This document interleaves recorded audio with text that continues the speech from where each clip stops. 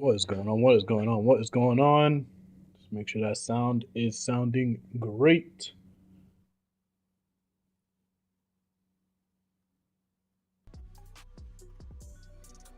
Make sure everything is sounding good. What is going on? What is going on? What is going on?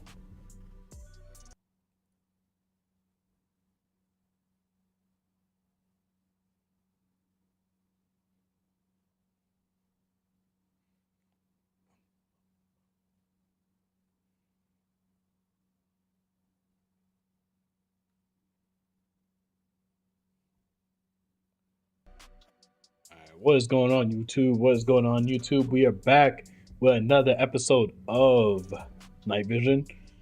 Today we are going to go globally. We're going to go globally today. Make sure you say what's up when you pull up into the chat. Like, subscribe if you enjoy the content. And yeah, I mean, over these past couple of days, as we've seen, the Canada forest fires has caused for some crazy dangerous air levels.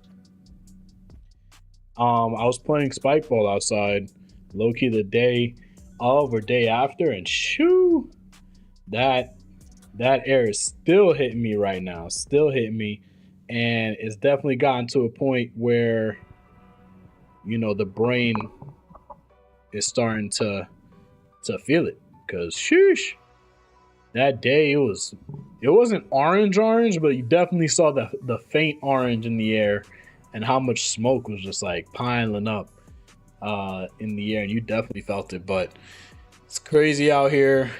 The world is right now, as always, very crazy and hectic as usual.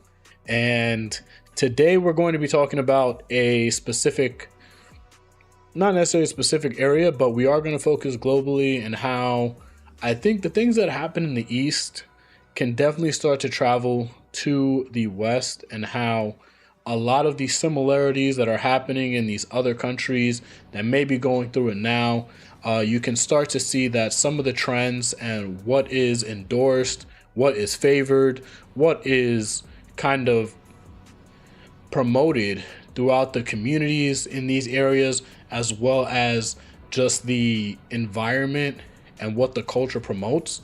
And it starts to become a virus to that community, a virus to the overall culture. And little by little, you start to see that country, the culture, start to deteriorate from the inside out. And it becomes more and more prevalent being able to speak on these issues, to speak your mind, and to always try and stay informed and ahead of the situation, so that we can help to avoid ending up in some of these positions, right? A lot of the mindsets and the things that were taught traditionally, as well as just how to look at life in a very traditional and modern way.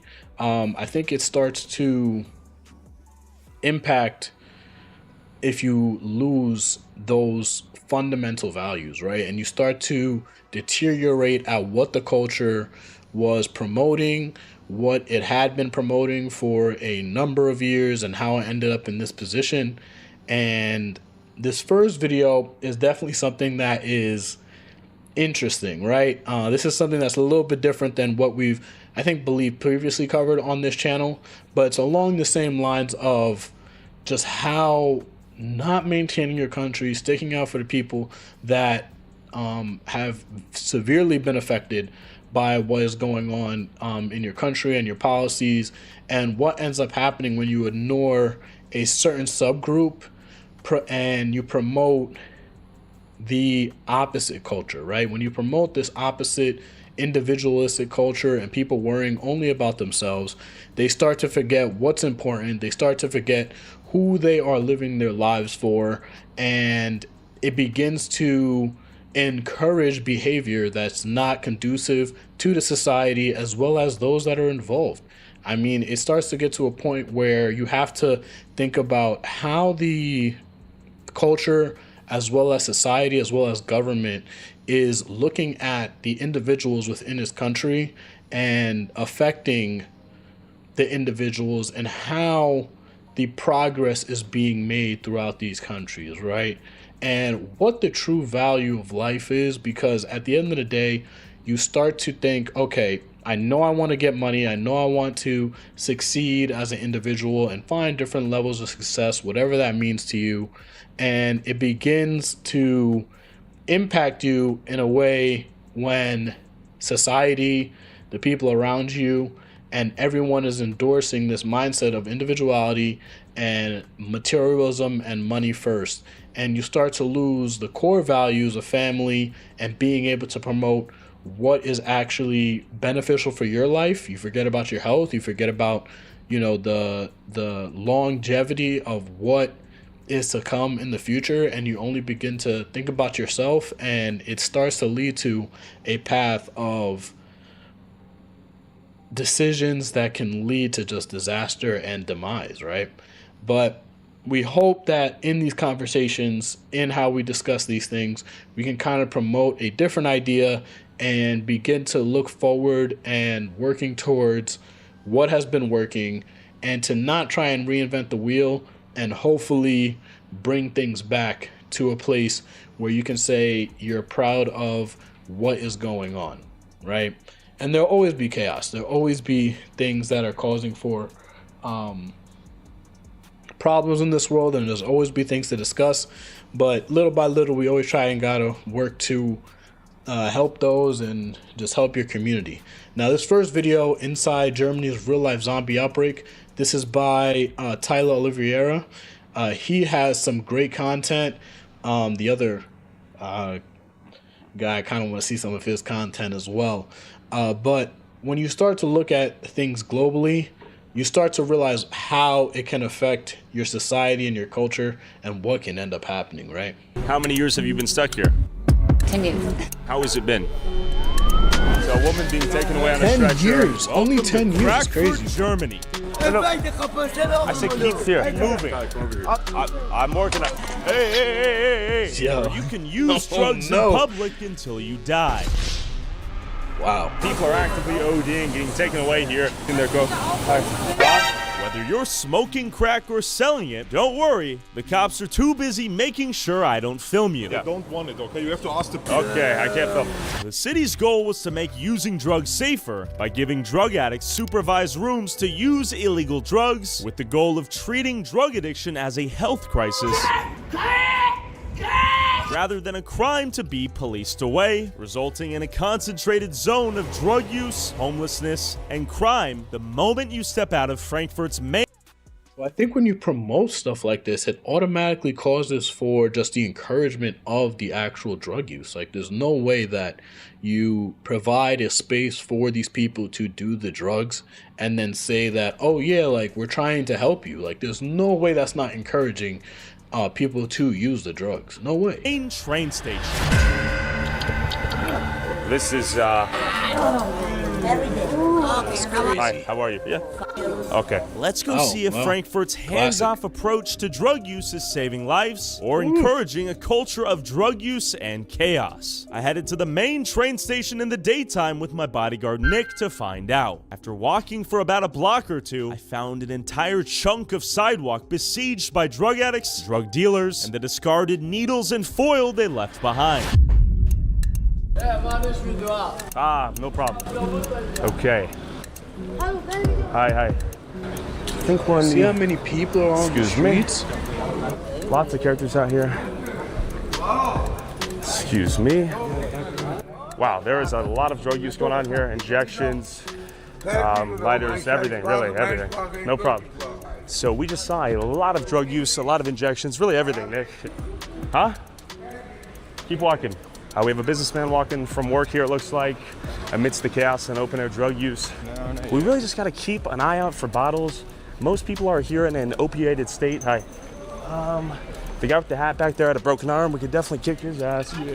There's a lot. Bro. It's really a designated lawlessness zone, so to speak. A little scraps about to go down here, maybe. Hopefully not. Everyone's got a lighter, piss on the ground. There's a lot here. Hi. Where are we? Bad place? Safe? Homie is just chilling right now. As I saw this businessman walk home from work, it's important to remember that Frankfurt is Germany's financial capital and home of the European Central Bank. But you see, and the craziest part is we cannot say there aren't similarities with New York right now, right? And New York has been going through this mass transition, I think, from focusing on what it means to be the financial capital of the world and focusing on trying to change what the culture of New York is, as well as the overall goal that New York should be. Like, in my opinion, New York should be looking a lot closer to what Tokyo is in terms of technology advancement, housing. We all know that Tokyo obviously has a working and social crisis currently going on. But when you look at the city and the technology that they have going on, there's no way this kind of stuff would get promoted. And when you start to promote the wrong side of the society, it starts to impact and affect how your city looks, right? Two of the financial capitals within their respective countries are looking like the slums. There's absolutely no way that this is okay to be encouraged. Otherwise beautiful city, this part of town has been sacrificed to accommodate the small percentage of drug addicts, drug dealers, and the chaos that comes with them. But how exactly is watching these people self-destruct empathetic if you don't take the drugs away from them and place them onto a path towards sobriety? Thank you, friend. How are you? Okay. What's up? What's up, man? What's your name? My name is Tyron. I'm from Tyron. Hi. Tyron just dropping newspapers. Okay, Louisiana. Shout out Louisiana. Good state. So there is a lot going on here. I think we're in a rough area. He's doing smoking some stuff right here, maybe. Okay, yeah, smoking a little crack. Hi. We got security out here. So our friend here is taking us out of the bad area and leading us to the good. The fact that security guards just walk right by these people just a normal crackhead on the street smoking his crack. What kind of craziness is that? Area. bad as what you can see. This is as bad as it gets right here? Okay. Now our friend here is our unofficial tour guide here, taking us through the area. Hi, how are you? Hi. Okay, very good. Very good. We got lots of piss, cigarettes, needles out here, smoking in the open air. Hi. Really, people fully opiated, asleep. Huh? We have a friend behind us. What in the Roz? Huh? No problem. Okay, we're moving. We're moving. We're moving. I say it to you. Keep moving. No problem. Thank you. That's my friend. Thank you. It's fine. No problem. We're moving. We're leaving. Thank you, my friend. Thank you. Okay. Sorry. We're walking. It's a good guy right here. Yeah. Good guy. Yes, the locals got to make sure they're looking out for you because it's getting crazy. Okay, let me give you. When you come back tonight, And then you do what? Fight him. You're gonna fight him? He said, "Don't worry, bro. I got you, bro. Don't trip. You're in my hood now. Don't worry." Jeez. And look, the police are right there. Police, security. And he's like, "Yo, bro, don't worry. I got you. Okay. Oh, you might be waiting. Oh, I see. He's watching our six. Of course, we have police right here. While none of this drug use is legal, police like these ones here won't actually enforce the laws prohibiting it, creating a de facto lawlessness zone where it's tolerated. how many people and want to fight him and him? They want to fight us because we have the camera. And that's how much. Oh, my friend, I have a gift for you. Let me give you something. Take care, love you. For you, my boy. You're a kind soul. It's the biggest gift for me. I swear off my mother with this money. 1 week. You're gonna get out of here? 1 week I come. 1 week. Okay. So, My cash and food. okay, cash and food. I smoke sometimes weed. I make A little bit of weed. €5 from this. Okay. but Okay. no more. Give me a hug. Good man. You're a good man. This is a good man. This is a good man right here. Thorin, thank you so much. 10 years. Okay. He's an athlete. He's taking the shirt off. Holy smokes, 10 you're built, years? brother. You're built. As we said goodbye to this guy who protected and led us through a sketchy alley, Shirt's off. Yeah, you got some muscles. Oh, okay. Roundhouse. Quickly became clear that his hospitality was the exception and not the rule. Especially Honestly, you know what's crazy? I wouldn't be surprised, you know, if they use this as like a Street Fighter background, a location where you'd actually fight in the slums of Germany, yo. Have like, you know, Blanca and Bison fighting in the middle of Germany. I don't know. I'd be kind of tough, Actually, given the camera in Good my concept hand. art right here. Question. No. Is it crack? Crack? No, I'm just asking question. Is it crack? Okay, is it crack? It's pointing at me. Look, it's pointing at me. It's pointing at me. Our camera's not pointing at you. Okay, look. This question. Is crack #1 out here? Yeah. Crack? Okay. Yeah. Is it safe out here? Yeah. Take you. Is it dangerous out here or safe? Take you. Hi, how are you? Take you. Good to meet you. How are you? We're just Just asking pull folks up how's on life you. out here. Didn't mean to make you angry. I'm sorry. Take you. It's good to meet you. Take you. Crack or fentanyl right now? #1. #1 fentanyl. Okay, good to meet you, my friend. Fist bump? I'm smoking. Okay, good to meet you. Okay. No good to me. You should. And with crack No in good to nearly meet every you. addict's hands, I wondered how hard it would be to get some for myself. These guys are, a lot of them are just, hi, how are you? What's up? Crack? Yeah. How much does it cost for a little bit of crack out here? How much? 10? 5? 10? Like a little bag? Yeah, that's good. Okay. Thank you. Just curious. Curtis. Characters sort of just chilling on the ground, smoking some crack. Maybe that's ask. Excuse me, miss. Is that crack or fentanyl? Crack? Yeah. Crack, okay. Thank you. So, you can smell it in the air. Yeah, definitely not the best thing to be smelling, but people are just smelling crack right outside the store there. Reminds me of a lot of cities in the US, from Portland to Seattle to Los Angeles, Skid Row. The city's made one message very clear. If you want to use, you're safe to use here. You have safe injection sites. All of the fun things you need to use your drugs, have a good time. And really, once again, this street is the unofficial border between heaven and hell. These 5 or 6 blocks have been sacrificed to the drug addicts and drug dealers. So, looks like a school field trip went the wrong direction here. But you see, here's the thing, right? You got regular people just and there's always, you know, the division, but like you're literally sectioning off a whole area of your city just for people to do drugs. Like, so I guess the overall mindset, right, is it that you section them off so that they can't affect everybody else and try and keep them in a closed, confined area? Or do you have them just kind of spread out throughout the city? I mean, I can see how encouraging it, you know, could have its benefits, but like at the same time, like how does that affect the rest of your society? I mean, I know that there's only 5 blocks, but there's no way that this isn't encouraged. And obviously being from New York and seeing the amount of people that are on the streets doing drugs and stuff like that, like there's no way it doesn't start to affect public transportation, tourism, and just things of that nature. And they're going through Zombieland right now. The police are there. You got They're kids not going seizing through the drugs. Zombieland? They view it as a health crisis, not a crime, which I get. But then you're supposed to couple that with taking the drugs away, giving them rehab, whether they like it or not. Or, in my opinion, you're just allowing them to kill themselves on the public streets. The opposite of compassion is not malice, it is indifference, in my opinion. Like, for instance, this guy right here. He's got the needle, he's got the bong. Hi. You see, they just Those shoes trickle on. into like these other areas, I mean, and it. How it is that just, compassion?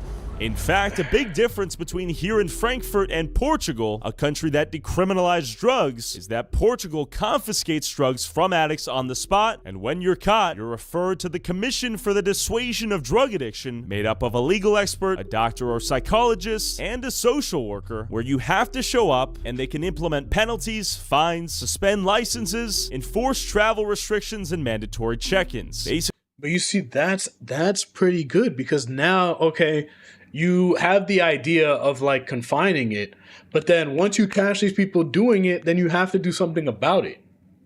And then it could reduce the amount of people that, because like at the end of the day, once it starts taking away your freedoms, and then it eventually ends you up, I mean, I don't know if they end up in jail, but if it starts to end you up in jail or prison and you're not potentially able to use whatever drug that you're trying to use, like it'll cause for that rehabilitation to start coming a lot quicker because they start taking it away. You can't drive, you can't go places, it restricts you. Like it at least gives some kind of motive. It's always back to motivations and incentives. What are people going to be motivated to do when they get caught and now they have to go through this rehab portion? At least you'll find them because they'll be there, but now it's a matter of creating the rehab after. Frankfurt's system is missing the most important part, taking the drugs away from the drug user and coercing them into treatment. But it's worth noting that while Frankfurt's harm reduction model is clearly not stopping the rampant open-air drug use on the streets, drug overdose deaths have fallen dramatically since its implementation in 1992. Me. Wow, that's interesting. Shut the f up. While I occasionally got pressed by a drug user on too many stimulants, the majority of the fiends here were pretty passive and simply wanted to get high in peace. But the drug dealers on the block were a different story. Yeah. Yeah, maybe. How are you, bro? Good, you? Good to meet you, man. Yeah. Just going for a walk. You want to see what's up? Hello, hello. Where are you from, bro? From Frankfurt. Deutschland. Yes, Deutschland. How is it out here? It's good, you know. I like it, but don't post me because this is my corner. This is your corner? Yes, I don't do this here. Where you sell chocolates out here? Look there. Yeah. It's not good corner today. It's you know? shiesty. Yes, the bad day. Okay. Do not post, okay? And we'll blur you. Okay, Blur you? Yeah. You sell chocolate out here or what? Chocolate and ecstasy. While the drug dealers profit, there's never any shortage of customers here. Melissa, where are you from? I'm from Ohio. How did you end up coming from Ohio all the way here to Frankfurt? I was visiting my children. He's at my mother's place. Then I was stuck here. How many years have you been stuck here? 10 years. 10 years. Yeah. Okay, how has it been? It's not good. It's not good. Look at me. I was looking up away. What happened? I have a friend. He had a hole in his leg, and I was cleaning it, and went like washing my eye. It infected you. Curious. Yeah. So your friend had a hole in his leg, you tried to clean it, and then it damaged your face? Sick. So I'm born first time in Haiti, next to Dominicanische Republic. Okay, from Haiti. Yes. I was a child, so 5 years. Okay. Come to Germany, and then with 19 years live at home. And after 19 years, also my age, Yeah, I go. you left. Yes. I live Ukraine. How did you end up here in Frankfurt? I fear Yaraba, problem, crack, fentanyl. From Morocco. How did you end up here in Frankfurt? Addicted to the you know. I thought I can go here and take some things that will help me, but it was a bad idea. What happened once you came? At the beginning it was very nice, but with the time, now it's not good. You see, like, you end up in a position where, like, once people get there, and this is what the encouragement does, you get there and then you end up trapped there because at the end of the day, it's encouraged. It's all out in the open. Anywhere you walk, someone's selling. And if you're already persuasive to that, I mean, you end up stuck there. There's no way for you to escape and leave. How old are you? 21. 21. 21? You came out here when you were 18? Yes. Yeah. Oh my gosh, only 3 years.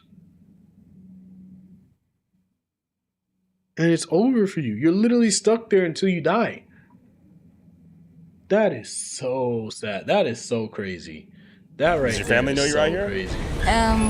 They know. They know? We have good contact. Okay, so you guys communicate. Well, I was kicked out of my home and I lost address, and that's why no financial support from the job center, AOK. So I have a debt right now because my job center doesn't pay, and I'm a lawyer. And they, despite this fact, they kicked me out. Maybe they hope for something, I don't know. But once I get back on my feet, I'm gonna kick back. You know. How is it here in Frankfurt living on the streets?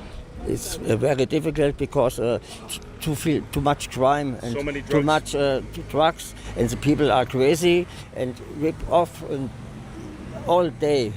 You can not sleeping irgendwo because You get robbed. No. They steal from you. Yes. City is dangerous. Why is it so dangerous? Too much trouble. Alcoholiker, junkies, alles. Who's causing the trouble? Alcohol. Alcohol. And junkies. So people get drunk out here, then they start buying cocaine, speed, they get crazy? International, auch Turkey, Griechenland, Albanien, this way. How is it as a security guard out here? Es sind viele Junkies hier. Junkies? Ja, Drogenhandel. Ja, auch viel Drogenhandel, viele Junkies. Da zum Beispiel, film mal nach da. Da sitzen sehr viele, da ist auch ein Raum, da kann man Drogen nehmen. Crack zum Beispiel, kannst du rauchen da, kannst du auch Schore spritzen, kannst du alles da machen. Das ist auf jeden Fall hier der Bahnhofsviertel. Es geht da hinten weiter komplett. Es geht bis da hinten hin, dann vorne nach links. Alles überall Junkies und Puffs. I see. So that's what I'm saying, guys. Like, you just, like, there's no way that this, even with, and then, like, this is what happens when you take away the rehab portion, because people get stuck there, even after a short period of time, 3 years, 5 years, 10 years, and now you're stuck there thinking, like, yo, like, your life is basically cooked.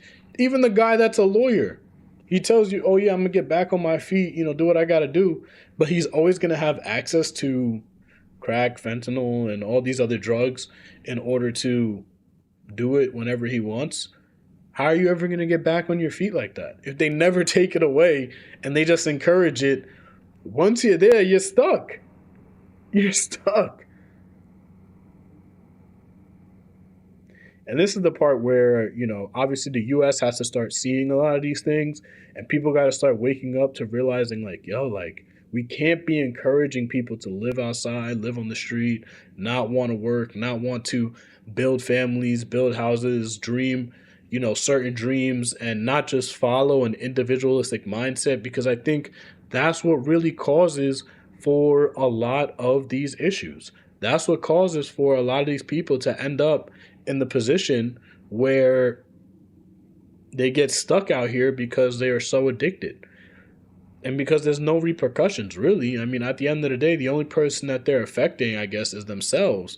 But obviously, them thinking that way and society thinking in this way, it starts to cause for the trickle effect to where it's going to affect you eventually. It's going to affect those around you, and is going to trickle into, like, you not being able to walk out in the city at night. You not being able to be in certain areas, which there is always going to be areas, but for you to not even be in your city and be able to walk through your city without the fear of something happening to you, I think there has to come a point where you have to start looking at your politics. You have to start looking at the people that are in charge and really thinking, like, yo, what is the motive?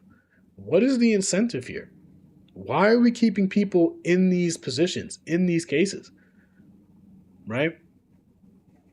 So, I mean, with this video, definitely want to check out the rest of this. There's probably more of the people telling their stories and how they ended up stuck there and how they just ended up in this position to where you're in a country's financial capital in the city, and you may be visiting for, you know, a couple months, maybe even 1 month, maybe even 2 weeks. And then you end up going from 2 weeks to 5 years stuck in outside in the same streets because you can't make it back home, or, you know, you're just so addicted that you're trapped there.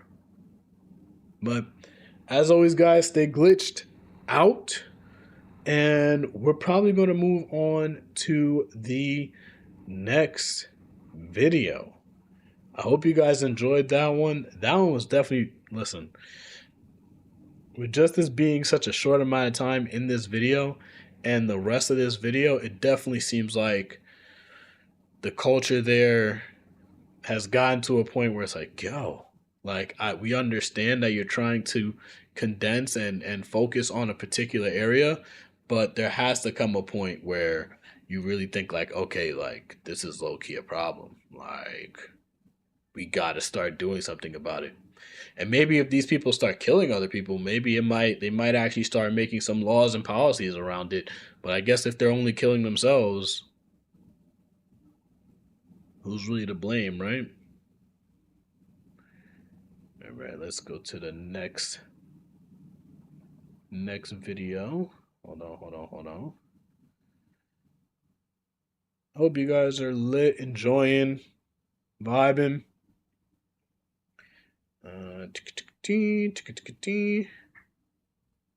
Getting pregnant. All right. So let's pop this one up. So this video is going to be talking about how the society has begun to focus less on family, focus less on, creating that foundation. And I think not only are we being affected by the potential policies, by the government, by culture and society, but you're also being affected through your health, right? And with your health being a major component and seeing how humans have evolved and what has caused for different things that weren't necessarily as present in the past, but ends up being a lot more prevalent in the future, and how it affects the overall foundation and family building. Like, as I said, once you start making things more about individuals and your government start focusing on individuals and how they can affect individuals and manipulate those minds, you start to see that it's not just in the the policies and the culture, but it starts to be in the actual health of the citizens in that environment. Like, as we see, people are overdosing on drugs, getting caught up on so many drugs. But this, I think, is something that more of the average person can start to see. And we are seeing it not only through culture and what's promoted, but also in the health. So this one discusses, if you plan to have kids, you need to see this. And it's because of how the body has been affected over time and what's been causing for a lot of this decay. Let's talk about the chronic baby bust. The Diary of a CEO. I've been hearing a lot in the news. I think there were some articles that actually came out this week in the New York Times that talked about the decline in fertility rates and how young couples like me, I'm engaged to a young woman who, and me and her are trying to have a child now. It's not always a straight line to having a child. I think you kind of sold the idea that it is, that you just have sex without a condom and then a baby appears. But lots of young families and lots of my friends who are trying to have kids have gone for a couple of years trying and struggling to conceive. So much so that after doing this podcast, I started telling some of my friends, I actually think it's a good idea to start freezing your eggs, embryos, sperm. Because if it is going to get increasingly harder, then there might need to be medical interventions, IVF, etc., for me and my friends, if we want to have families. But the problem is as well, at like 33 years old, freezing your eggs and stuff like that. I mean, starting to try and have lab babies, I think, begins to really question, like, okay, if we got to this point where we got to trust the lab and human experiments in order to have children, the fundamental thing that this world is based on is creating life and life itself, then you really have to start to question, like, yo, what is happening? Where you got to start creating artificial life to a degree. I know AI is booming, but now humans are trying to just recreate humans and play God. It's getting a little If you look scary. at the data, you're not at your peak necessarily in terms of fertility. You're somewhere coming down the slope as a man, but also as a woman. And so you're kind of fighting time a little bit, it feels like. Yeah, you are. And I think my partner feels the same way, that we wish we were told a little bit earlier about family planning. And then I hear about these fertility issues that apparently are being caused by toxins and the sort of chemicals in our environment. You have spent a long time thinking, writing, talking about this. Yes. I guess the first question is why? Why is a guy that's known for managing billions and billions and billions, hundreds of billions of dollars, talking about fertility and this sort of baby bust? Well, starting 27 years ago with the foundation, we were committed to start thinking about everything to do with the climate. And you're moving in the right circle then, because the next thing is we started to worry about the cataclysmic decline in insects. I don't know if you're aware of this, but insects appear to have dropped in biomass, the weight of the flying insects, by 50 to 75%. Really? In the last 60, 70 years. And E.O. Wilson, the famous Ant-Man, he believed that, nature could handle the loss of humans easily, effortlessly, but it could not handle the loss of insects. That insects are, in a sense, he felt, and his fellow experts, he represented them as thinking the same way, that insects are the bedrock of nature.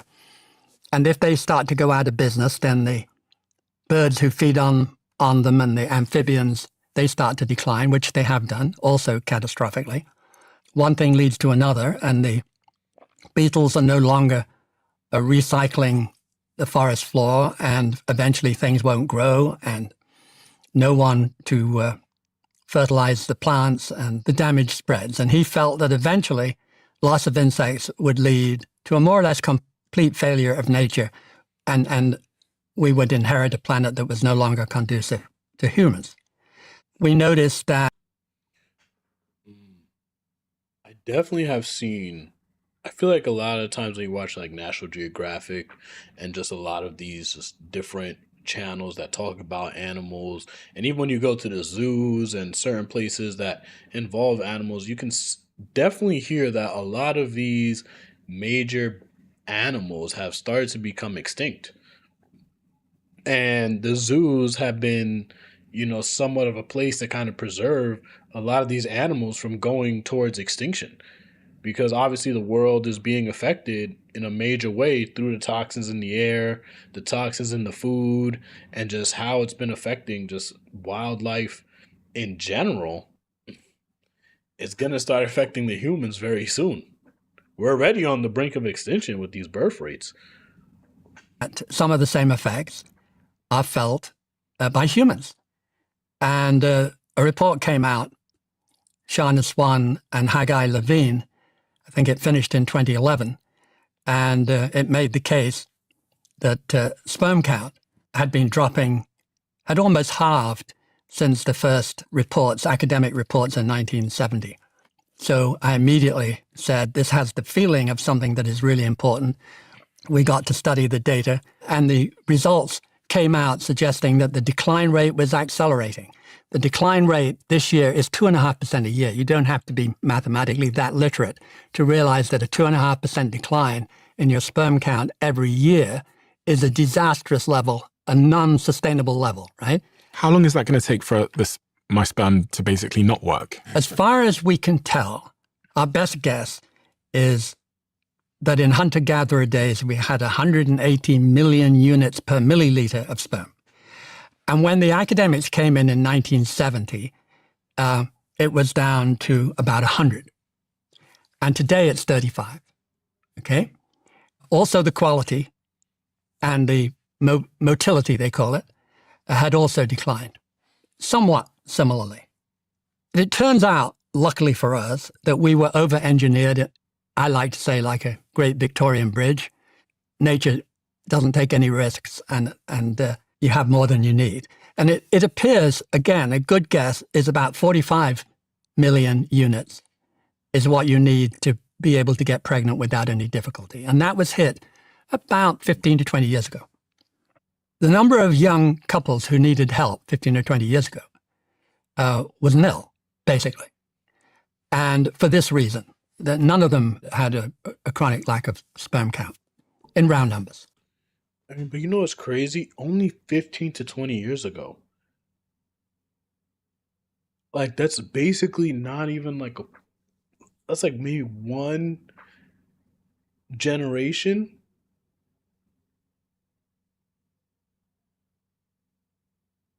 Like one just group of young people coming into the world where the birth rate is affected in a way that it has decreased your chance from 100% probability of having a child to now being almost 90%, 85%.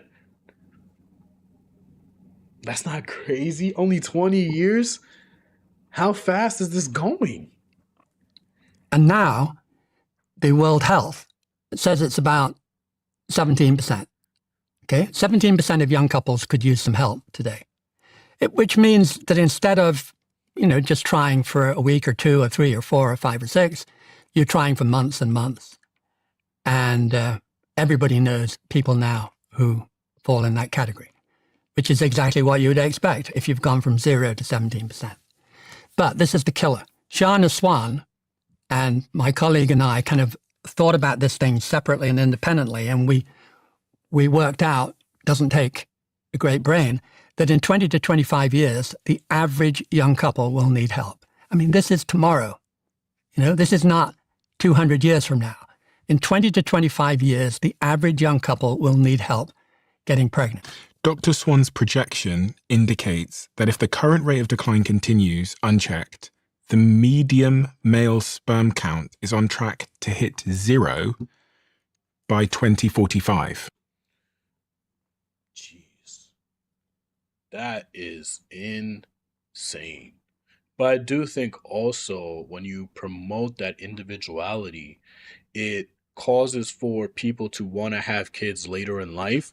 So by the time you even are hitting, I guess, your fertility age, you're already starting to hit the tail end of it once you start thinking about having kids. Obviously, the cost of living has affected people's mindsets towards having kids, but I do think the lack of wanting that family building and wanting that structure, because you want to chase those material things, you want to reach that next step, that next goal, that next level of success in order to live the life that you want to live and not worry about the potential future. You start to affect that fertility rate, because at the end of the day, people are having children a lot later. That's crazy. 2045. That means the median couple is not going to have children without a lot of help. Wow. It means half the male population will have 0 viable sperm, and the remaining half will be right on the edge of functional infertility. A few of them will still have plenty, and maybe 10% who are really perfectly Is that not extinction? in decent condition. Because there's a huge distribution range today. There are people today who still have 200 million, better than the hunter-gatherers. But it's... And what is causing this, and how do we stop it? Shana would say the environment around you of mainly plastics. Plastics are leaching toxins, and the particles of plastics you have in your brain and in your body, which we now know is quite substantial, are also leaching toxins. And these toxins are what they call endocrine disruptors. They mess with your hormones. You should expect them to lower your fertility. And yet, the people who specialize in fertility problems and write books about it, none of them mention toxicity. They mention the 100 perfectly solid reasons why people are choosing to have fewer children. Endocrine disrupting chemicals like phthalates, which are found in cosmetics, shampoos, food packaging, etc. They actively lower testosterone production in male fetuses during the first trimester, permanently stunting reproductive capacity before birth. Yes. BPAs, which are what they call biphosphonates. Yes, something like that. Used to make plastics hard, line tin cans, and coat thermal store receipts. They are synthetic estrogens. They flood the male body with female hormone signals, crashing sperm count and motility. I was going to say that too. I think it's also the feminization of men that have been causing for a lot of these fertility rates to go down. I mean, when you think about it, right? A lot of the quote unquote toxic masculinity help to encourage the testosterone buildup, help to encourage, higher sperm counts, help to encourage men to be in a certain physical condition in order to thrive in the culture, right? Because the culture was promoting strong masculine figures. And when the culture starts to promote a lack of those strong masculine figures and starts to promote more of a feminized as well as a softer version of what men should be, I think that also affects the ability for the body to produce testosterone, to be able to produce sperm, and there has to be a way. And obviously, I think as they're saying, the plastics are affecting you eternally. But then there's also the social component. So now you have to start to think, okay, at what point is the government affecting us not only internally but externally, right? FAs, forever chemicals used in non-stick pans, Teflons, waterproof rain jackets, and stain-resistant carpets. They break down in nature, accumulate in human blood, and are directly linked to lower sperm volume. And then the microplastics you talked about, the Trojan horse. One of the shocking things that I read was that it's been discovered that they are physically embedded in human placentas. Yes, isn't that amazing? Breast milk and human testicles. And there was a major study I think we all heard about in 2024 that found microplastics in 100% of human testicular tissues tested. 100%. And lastly, biological stresses. So me and you being sat down on these chairs heats our testicles to a point where the sperms die. Heated car seats, hot laptops, they actively cook the sperm. And lastly, obesity. Yes. And of course, smoking you somehow slipped through the net. Yeah. But there is a whole other branch, pesticides on your food. Now, if you give me time, I'll tell you about these two little studies. They're very small and you might ignore them, except they were done by Harvard and Mass General, which is a candidate for the best hospital in America. And they had a clinic for people having problem getting pregnant, and they ran it out of that. They had 180 men, and they got them to self-report on what they were eating. Were they eating the dirty dozen? Were they eating melons and bananas that have lots of protection? At the end of 6 months, the guys who reported to eat the least bad versus the quarter that at the worst, there was a doubling of sperm count. Can you believe it? At the top category, the more fruit and veggies you ate, the better your sperm count. In the bottom quartile, the more they ate, the worse their sperm count. It was a dramatic result, but 2-to-1 between the top and the bottom. And then 2 years later, they did a very similar study with women who were having trouble. And at the end of their 9 months of self-reporting, the ones who ate the least badly had 68% successful live births, bearing in mind this was a fertility clinic, and the bottom quartile, 38%. So it still comes back down to what you eat and what are you putting in your body. I mean, you're telling me that if I'm eating McDoubles every day and, you know, it's getting made in a factory, packaged up in a factory, and then, you know, produced at a mass scale to preserve the meats and all these things, when you eat at those kind of places and that kind of food, it definitely is going to start to affect your ability to produce sperm or even have fertility, because there are so many different chemicals that are going into a lot of these meals, right? There's so many different chemicals that they have to use in order to preserve the meats, in order to be able to produce this much food at a high rate. Now, you obviously need that across the board, but there's definitely a higher rate of you gaining a lot of these toxins when eating, you know, these particular meals.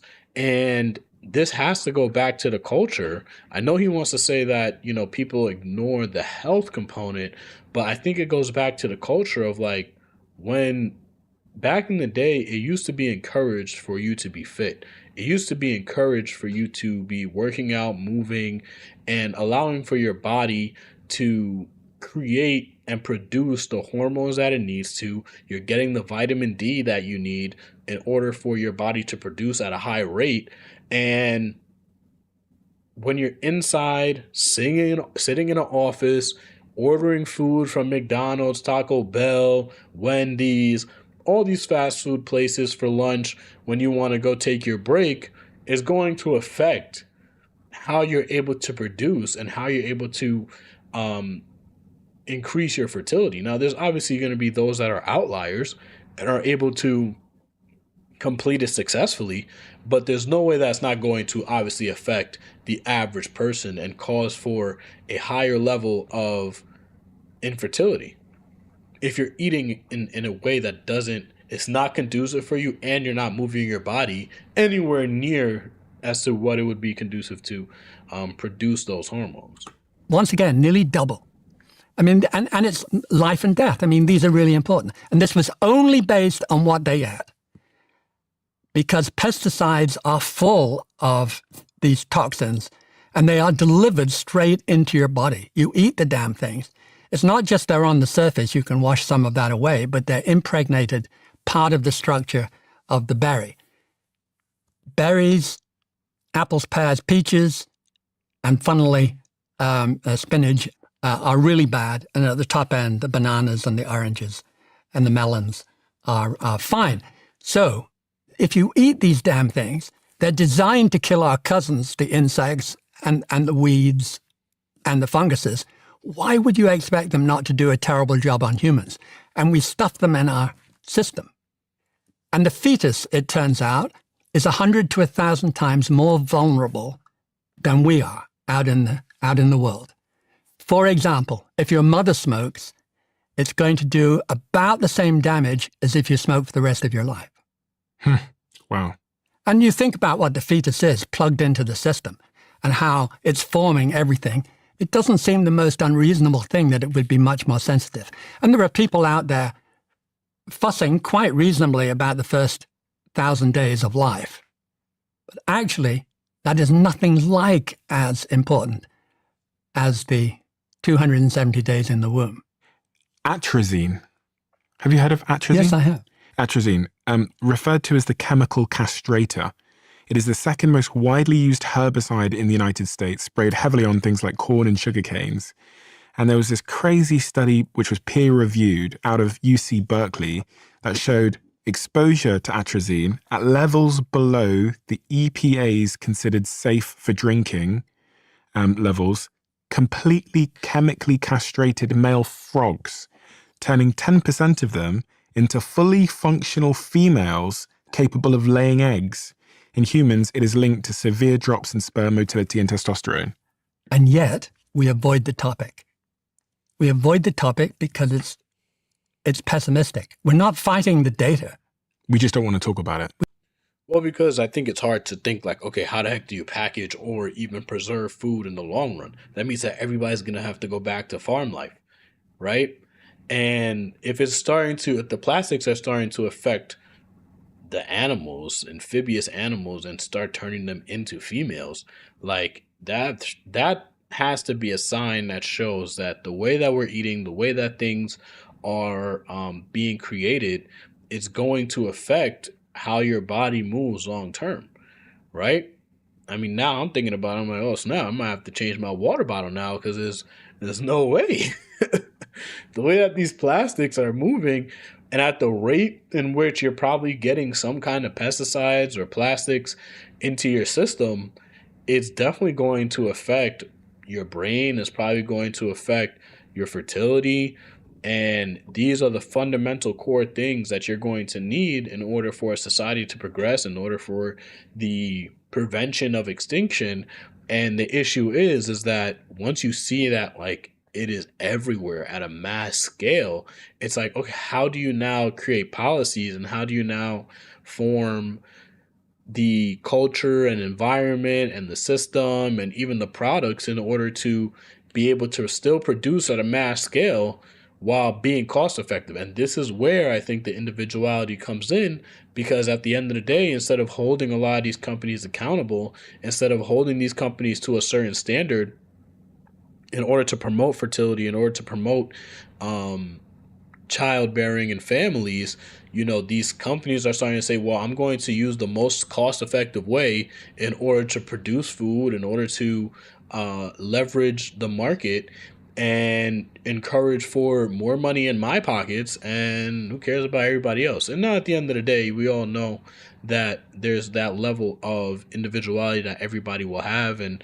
personal success that everybody would want to achieve, but there has to be a level where we start to hold them accountable through the policies and government that we create, because if we don't, then you're going to have a feminized culture. You're going to start leading into more of an extinction level and things start to become red alert. I mean, why do you think that a lot of these companies are starting to create AI robots? Why do you think a lot of these companies are starting to create these systems in order to build society?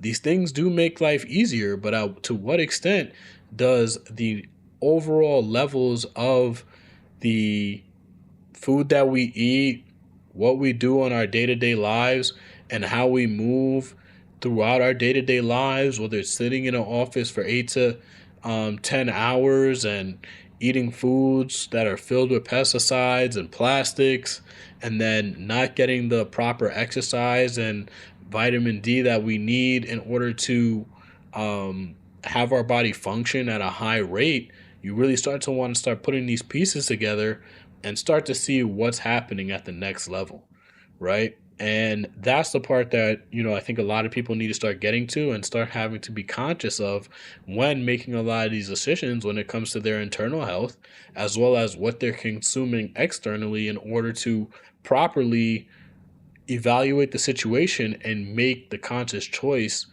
for the future. And I know the future is not necessarily important because of this individual mindset. So this video does have a lot of information. It seems like it's jammed packed when it's just only a 33-minute clip. And I bet you the full interview was even more insightful. But we really have to start thinking about how society is going to be affected if we don't start making certain changes. And we're starting to see a lot of the older generations start to trickle out. And as the ones coming up in the younger generation, how can we take advantage of the situation that is at hand, and what can we do in order to leverage and always think that next step? I do think that the younger generations are starting to become a little bit healthier and trying to be a little more health conscious. So in order to avoid being at that level of extinction, I think those natural human instincts are starting to kick in a little bit, and hopefully we can start progressing and continue to progress in the right direction. So I hope you guys enjoyed that video as well. I hope you guys enjoyed the take, and like, subscribe. As always, stay glitched out. All right, guys. So as we continue throughout this live stream, we are looking to continue to look at different topics, look at different things, and encourage for us to think in a mindset and how a lot of what culture promotes and how the external, so we started with the internal factors, right? And how internally, the drugs can lead to extinction and affect your culture and society in ways internally, whether it's deteriorating your society from the inside out or actually affecting the body from the inside out. And now we got to start getting towards more of the external factors and the external issues, and how a lot of what the media promotes, how certain mindsets and cultures can lead to a level where you start to question what else is at play and how the societal factors could lead to the same results, right? It's not just about what's happening internally, because yes, your health may be affected, but there still is that possibility, even as an individual, to say, I want to take control of my health and begin to, increase my hormone production, as well as, your testosterone levels and your estrogen levels for the ladies, and looking to lead a better life individually, right? But if you still have that individual mindset, it doesn't lead to that traditional family core community structure, because you're still promoting that individuality, right? It can be healthy. You can have all the testosterone and sperm count that you want, but if you're not encouraged or incentivized to want to create a family and produce at a level to where the birth rates are steady enough to actually sustain human population and human life, I think this is where you get to, right? And the next video is going to be talking about this extensively, and it's actually in Korea, right? So this past video is from the Diary of CEO. The next video is going to be from Dr. Jonathan Tom in Korea. And this is why we're saying we're going global, guys. We're going global because what happens around the world, we can start to see and how it can affect us at home, and use this data, use these different cultures, societies, and populations in current state data and use them to our advantage. Because at the end of the day, a lot of the ideas, mindsets, and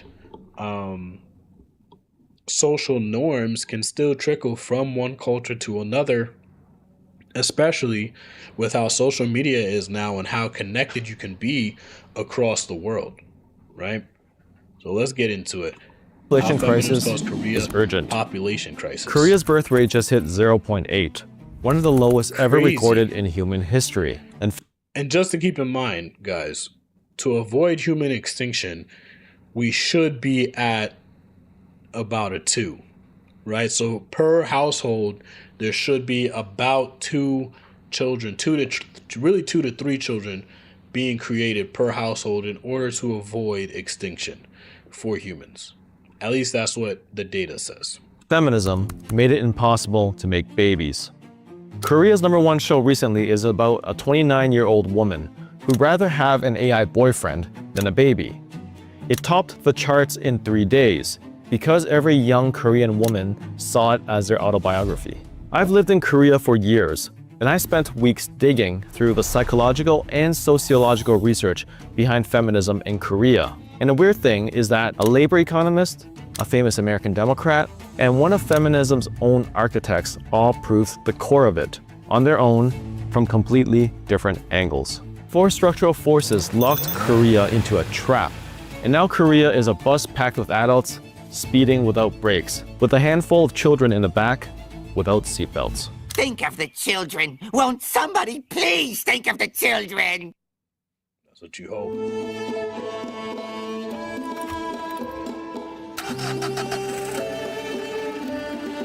Korea's population is projected to shrink from 52 million to 36 million by 2072. Its total fertility rate hit 0.8 in 2025, one of the lowest on the planet. Seoul is even worse at roughly 0.63, and about half of the country lives in Metro Seoul. For context, the US birth rate is 1.6, France is at 1.56, and Japan is at 1.15. Yet Korea is still a third below even Japan. But here's the stat that locks it in. France has nearly 6 in 10 births happening outside marriage. The UK is about 1 in 2. Korea? 5%. And if you're not married in Korea, 5% outside of marriage. Like, you would maybe think like, okay, well, maybe people aren't having families, but they're still having sex.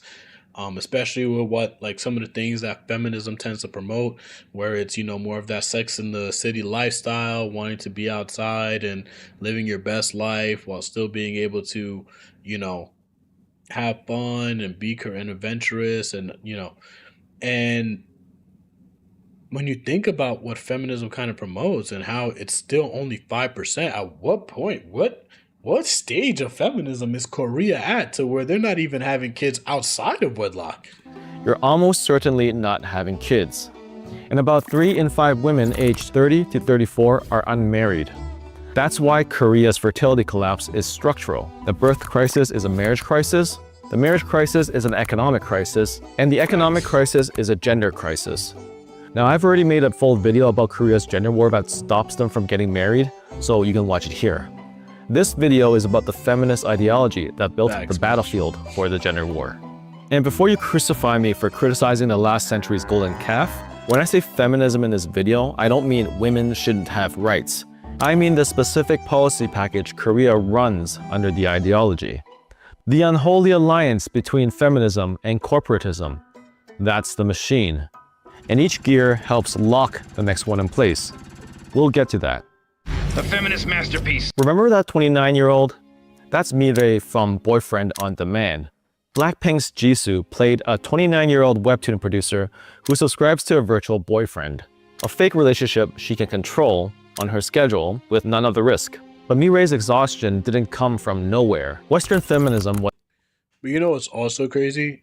I have been seeing a lot of videos where people just end up chatting to their chatbots to a degree where like they're actually having full-on human emotional interactions with these chatbots, and it's like, guys, like you're talking on a computer, guys. Like, what are we really focusing on? My younger sister asked 21, asked me, how does it feel to be a dink? Must be the life. I was like, bro, I want kids. But that's a fact, bro. But like at the end of the day, when you're thinking about having kids, you're like, yo, like, sheesh, what are we getting ourselves into? We want to have kids and we want to do it, but what are we getting ourselves into? And then, you know, you also have to factor in how fast money is moving and individuality. It starts to get crazy. Was born in 19th century Europe and refined in 20th century America.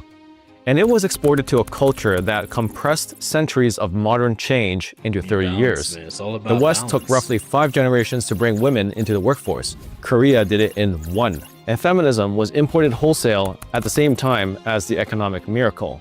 So let's take a quick stroll down K-feminism memory lane. Korea passed the Equal Employment Opportunity Act in 1987, the first gender discrimination law on the books.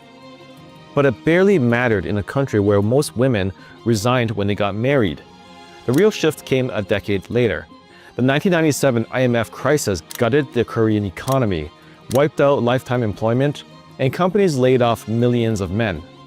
Almost overnight, families couldn't rely on the old sole breadwinner model. By 2000, more women were working than before the crisis. The mortgage didn't care about tradition, and workplace gender equality was already legalized a decade before anyone went broke. The crisis opened the door. Feminist policy walked through it and bolted it shut. You got to change the environment, be that change, get around like-minded individuals. Like I definitely agree with that.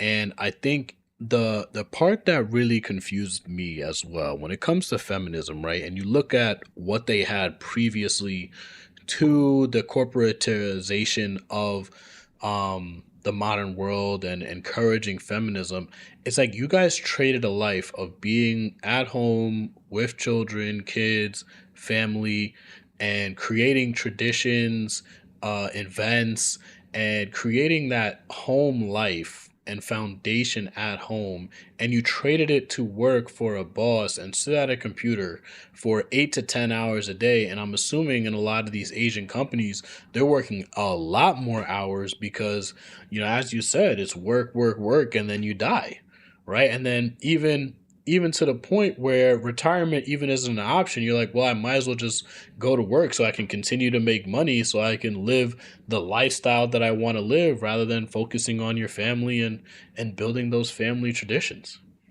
Here's why. Korea runs on chaebol corporatism. Chaebols are massive family-controlled South Korean corporate conglomerates that dominate the national economy. Samsung alone accounts for roughly a fifth of the country's GDP. And the top 5 chaebols together make up over half. The government and the chaebols operate as a single system, and they decided to mobilize women as a labor source. In 2001, the government built a standalone Ministry of Gender Equality, aka MOGEF. By 2004, political parties got gender quotas. All new legislation started getting mandatory gender impact assessments. What the West built through decades of activism and corporate pressure, Korea legislated top-down in 7 years. And nobody stopped to ask what theoretically doubling the labor supply in a single generation would do to wages. Oh shit. Oh shit. The West is probably in the same wage trap right now. We're just in the early So the discourse stages. goes like this. Feminism doubled the workforce and halved wages. Anti-feminism critic Rachel Wilson put it plainly on Joe Rogan. In the 40s and 50s, you could be a janitor and support a family on one income. The one big thing that we changed is we pushed women into college and into the workforce. So in the span of about 20 years, we almost doubled the labor force by pushing all the women in. and men's wages have never recovered. You see, the worst part is that culture, society, women always encourage that provider mindset, right? You have to be able to provide. So now men are looking at the situation, right? And they're saying, okay, well, I have to produce at basically twice the rate that my father and probably even my grandfather had to produce. And in order to then provide more than what you're already making, but companies have already, there's a higher demand in terms of the workforce, and there is not enough demand for the jobs in order to provide for that kind of income for men. So now you have to get not only the regular stream of income, like working a 9 to 5, but you're also going to have to get 2, 3, 4 levels of income in order to surpass your female counterparts, which are encouraging the provider mindset that was present when only men were the ones that were really working. Women still had jobs. Don't get it twisted. Women still had jobs. But when the predominant workforce is men, it allows for them to make a lot more money because the demand for working men is a lot higher. An economist named Jorgen Harris proved the mechanism, occupation by occupation. He tracked 50 years of US Census data and built a way to isolate the supply shock itself, stripped of everything else. And the numbers were clear. For every 10 percentage point increase in the female share of an occupation, male wages dropped 8% and female wages dropped 7%. Over a decade, male wages fell 9% and female wages fell 14%. Let's look at how this played out in Korea. 20 years ago, Korean men held more degrees than women. Today, about 3 in 4 women hold degrees, overtaking men at 3 in 5. The workforce feminized faster than anywhere in the developed world. And the wage data shows exactly what Harris would predict. Korean productivity rose nearly 47% between 1995 to 2015, but real wages only rose 27%. Youth wages rose just 6% in 7 years. Feminism got the credit, while families got the bill. And the result is what Elizabeth Warren wrote a whole book about in 2003, the two-income trap. When most families have 2 earners, the market adjusts. Sure, life becomes super affordable at first, but housing, childcare, rent, everything reprices upward to absorb both salaries. And once that happens, the trap locks shut. A single income can no longer cover what it used to because the entire economy now assumes there are 2. And children are expensive, and it costs $300,000 US to raise 1 child in Korea from birth to 18 years old, which is about 8 times the average person's annual income. So now, nearly 6 in 10 Korean families with children need 2 incomes. And once the trap locks shut, the ideology becomes invisible, because now it just looks like economics. By the way, if you like deep dives like this, don't forget to like and sub. So like fish in the water, nobody thinks they're living inside a feminist policy framework. They just think rent is expensive. But there's a cost that didn't get split evenly. Straight cinema, guys. Straight cinema. The cost is time and energy. And by now, everyone knows women do more routine housework than men, even though men do more sporadic ad hoc housework. And Korea's version has a unique spin. In 2014, university-educated Korean mothers with young children spent 230 minutes a day on childcare. Fathers spent 36. By 2019, the broader picture wasn't much better. Women were averaging 3 hours and 15 minutes of unpaid domestic labor per day, and men were at 56 minutes. If you're a millennial or a Gen Z woman who grew up in Korea, the promise was get educated, get a career, and life will be good. But reality showed her that she'll come home to a second shift of childcare or elder care, or both. Feeling guilty, she can't juggle everything. So why can't she just keep working full-time and split equally with the man? Well, in Korea, there's the Nuna wall. Korea's honorific system locks hierarchy in place. You can't avoid it if you speak the language.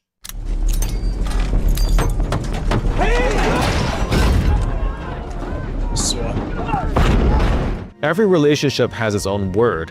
based on age and gender. When I was a teacher in Korea, orientation taught us that when students meet for the first time, the first thing they figure out is everyone's age. Because they need to know which words to use, the workplace is no different. A younger boss can't give a Nuna a performance review without feeling like a nephew correcting his aunt at dinner. And messing up honorifics can be disrespectful in Korean workplaces. In fact, workplaces are now mandating workarounds like using English names. But then you face another challenge, since everyone's called David Kim, Lee, or Park.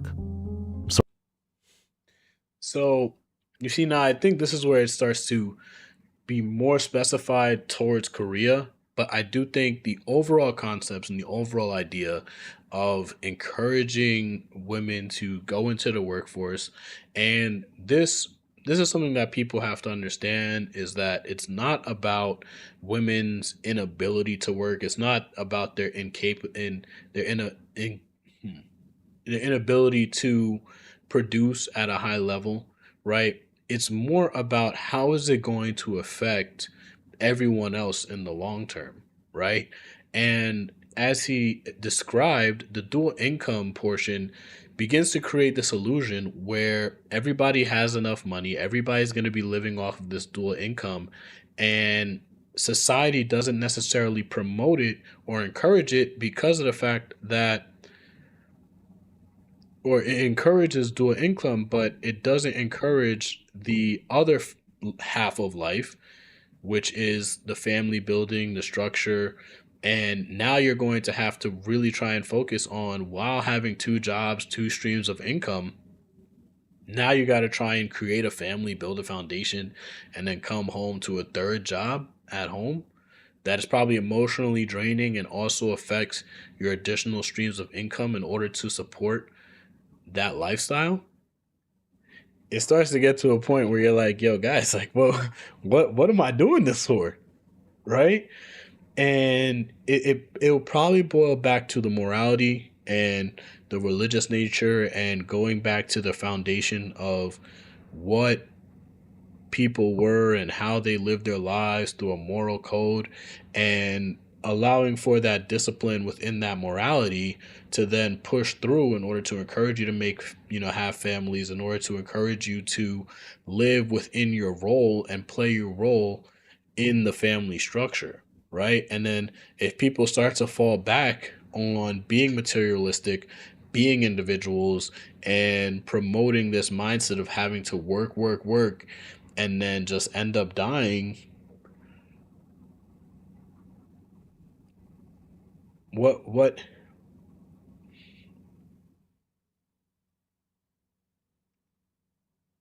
kind of self-fulfilling life is that, right? And without those additional things that you can look back on later on in life, I think people are going to start regretting a lot of it and wanting to think about, oh my gosh, how am I going to have this family? And people start to wait a lot longer to have those families because they have to try and keep up with the Joneses and just even produce a life that's worth living. So I hope you guys enjoyed this video as well.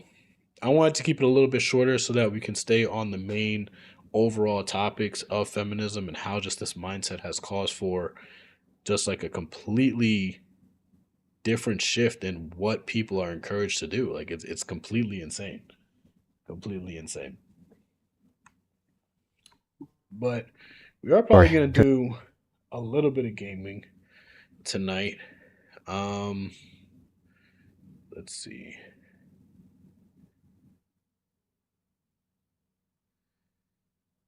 Let's see. So let me get on Steam real quick.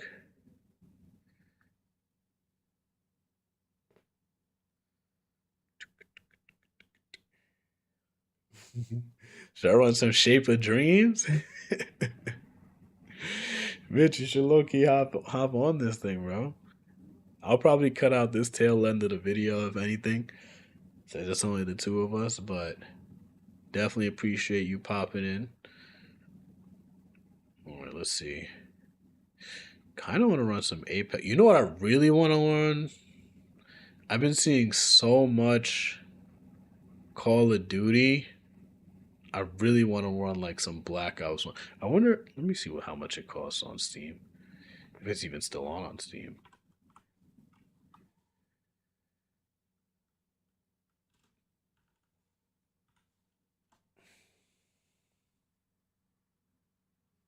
So they start off with Black Ops 2 for 40 beans. Man, seeing people play Black Ops 1 and Black Ops 2 on PS4, bro, PS5 has been ridiculous. You could probably start a disc. Let me actually see where it's gonna pop up at.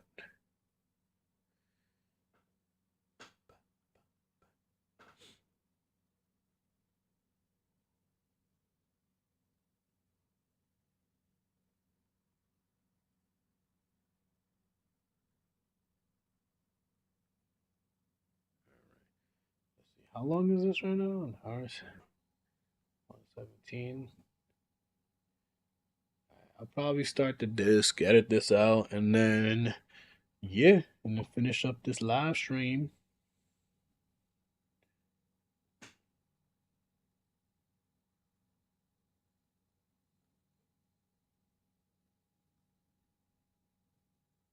Oh dang, I didn't even realize the music had cut out and stopped a long time ago. I gotta figure out how I can get some consistent music going on in the background so that it creates a vibe. I'm also thinking about potentially also streaming this on Twitch because I think the chat is just a little bit more interactive. The features that it has on Twitch is a little bit better, I think, for streaming and just promoting conversation and community. But listen, guys, I'm going to end the stream here. I hope you guys enjoyed those 3 videos. Make sure you like, subscribe, turn notifications, all that good stuff if you enjoyed the commentary on these videos. And as always, stay glitched.